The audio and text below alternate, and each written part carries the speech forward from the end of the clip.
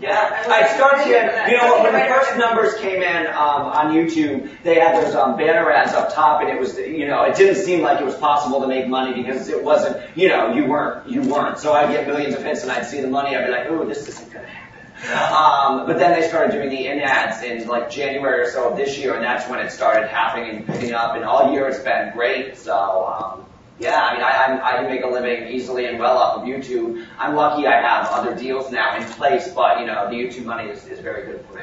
Like, what else are you doing?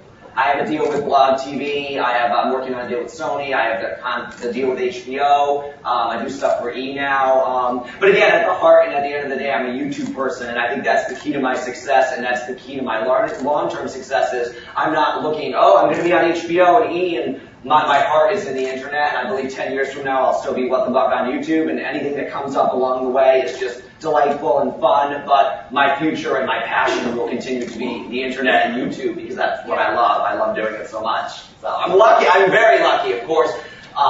You know, but it was, you know, lots of work. Lots of work. I mean, it's funny to think this is true, but I feel like you're maybe one of the first people I've met who says that YouTube is the end for them. Yeah, I mean, I think the people who, you know, have these deals and they've gotten a little big in their heads or they've gotten a little confused about their place in the world, don't bite the hand that fed you, or don't. I mean, this is what made me known. It's like the first guy who I ever met who, you know, one of these businessmen who, they throw, they think, oh, you're an internet person, I'll give you $1,000. Thinking we're not that easy. I mean, that's the nice part too, is that I'm at the point where I say no to most things because I don't need to say yes to things anymore.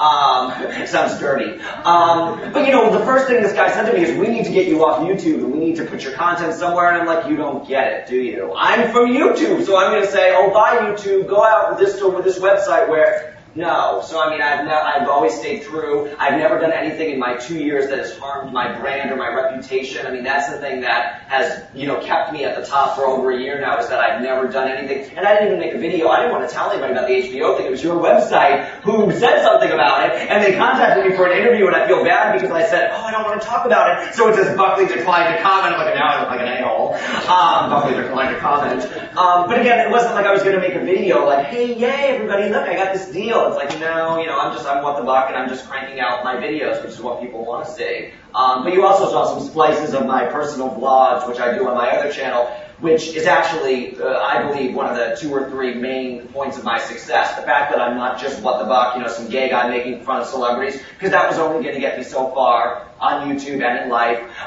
So the moment that facade was broken and I started vlogging and sharing personal aspects of my life was when What the Buck became popular. And that's what I always say when I'm talking to professional content creators. It's like you're dumping it on the internet, and people just think you're dumping professional content on the internet. They don't want to see it as much as they want to see somebody engage with them. So I am so engaged with my audience. So that's what makes my show. People who don't maybe like gay people or like somebody making fun of celebrities, because I'm so invested and personally, working on it.